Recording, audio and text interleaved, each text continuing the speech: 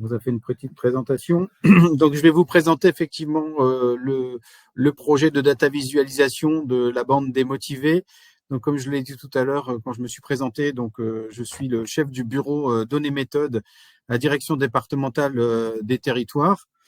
Et donc, on a souhaité, nous, s'organiser pour participer à ce concours à travers une équipe pluridisciplinaire. Donc, moi, je vais vous parler plutôt de l'organisation qu'on a mis en place pour participer à ce concours.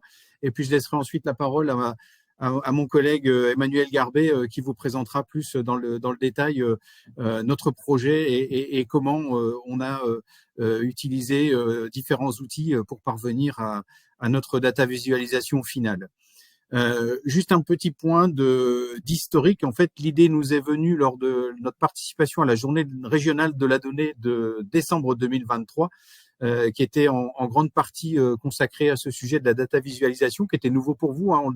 Pour nous, on le découvrait un petit peu à cette occasion-là, et il y avait la remise des prix justement du concours 2023, et on s'est dit pourquoi pas nous. Et donc, on a décidé, dans la perspective de s'inscrire au concours 2024, de créer une équipe pluridisciplinaire. Donc, le socle de notre équipe, ça a été le bureau données et méthodes donc de la DDT 88. Pour les plus perspicaces d'entre vous, vous aurez vu que le sigle bureau données méthodes BDM, c'est aussi celui de la bande démotivée. Voilà, ça explique pourquoi on a choisi ce nom pour notre équipe. Et puis on avait quand même un petit plus, c'est-à-dire qu'on s'est associé avec notre chargé de communication de la DDT, qu'on a associé le plus en amont possible à l'équipe projet, pour qu'elle puisse aussi, même si elle est intervenue plutôt en fin de processus, qu'elle puisse s'imprégner de notre projet de data visualisation. Donc on était une équipe assez nombreuse, hein, puisque nous étions 7 dans l'équipe. Donc Emmanuel Garbet, donc qui est mon adjoint et qui est le responsable du pôle méthode, qui lui a été le manipulateur, hein, dans le bon sens du terme, le manipulateur des données. C'est lui qui a mis les mains dans le cambouis des données qui nous étaient mises à disposition pour essayer de savoir ce qu'on pouvait en faire. Philippe, Dominique et Fred, ça a été nos traducteurs. C'est les 3 géomaticiens du bureau, donc ce sont eux qui ont eu ensuite la charge de traduire ce qu'on voulait dire, ce que les données disaient, donc à travers des cartes. David a été notre contributeur, c'est-à-dire que lui, il était la personne qui arrivait avec le regard neuf pour nous confronter aux différentes propositions qu'on a pu faire au sein de l'équipe projet.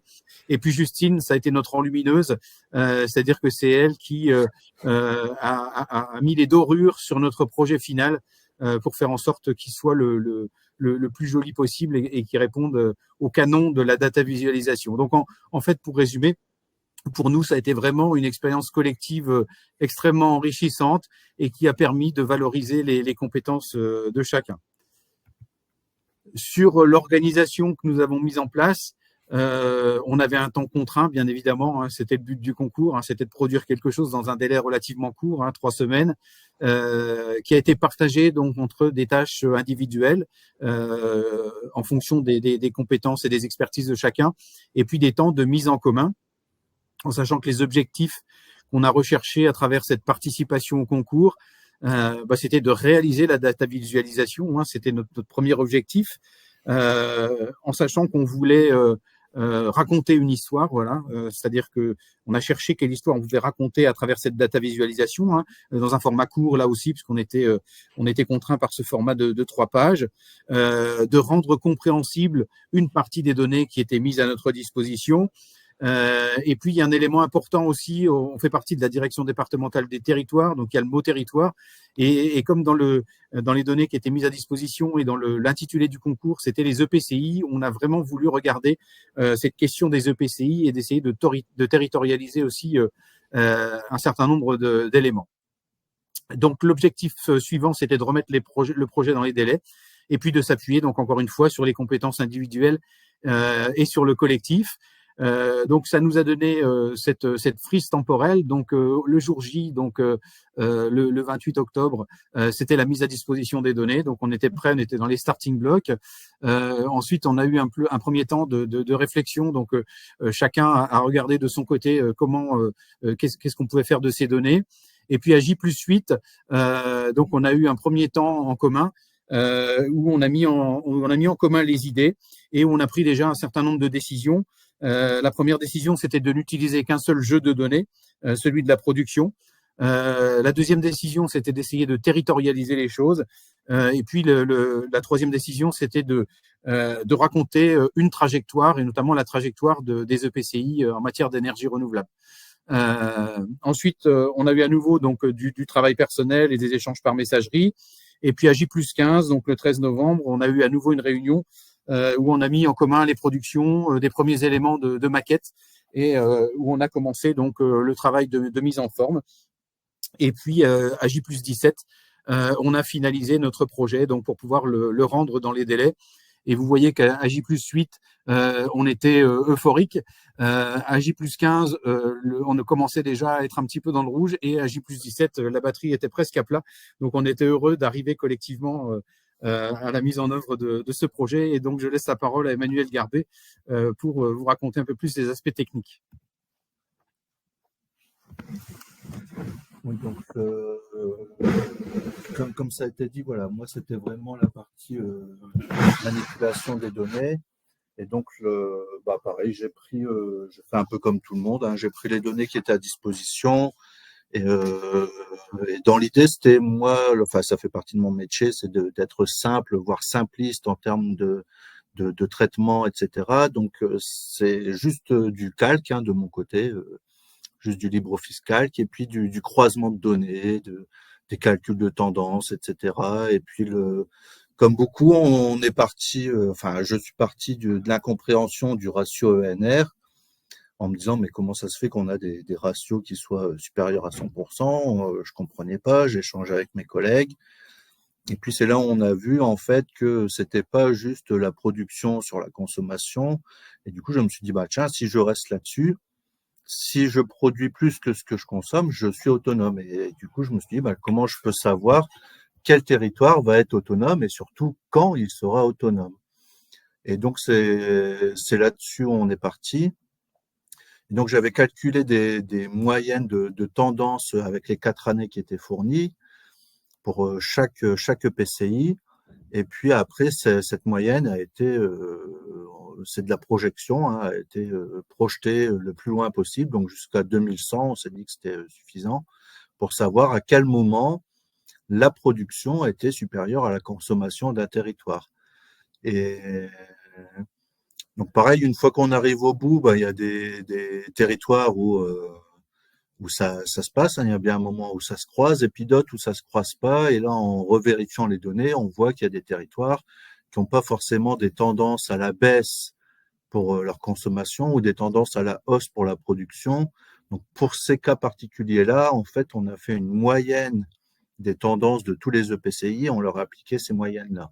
Ce qui a permis de s'assurer qu'il y a un moment ou à un autre, la courbe de production et de consommation allait se croiser. Et donc, en faisant ces projections, on tombait sur une année qui permettait de dire que le territoire, tel territoire allait être autonome en termes d'énergie.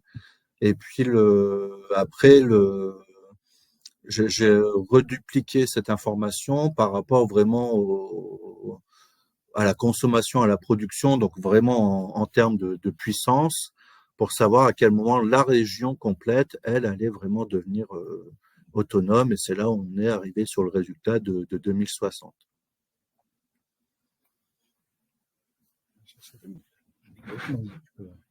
Pour l'anecdote. Ok, donc pour l'anecdote, voilà, ça a été un peu bien, c'est cette incompréhension de ratio qui a vraiment guidé. Il me semble qu'il y a des problèmes de connexion avec Julien Oster. On vous a perdu un moment. Voilà.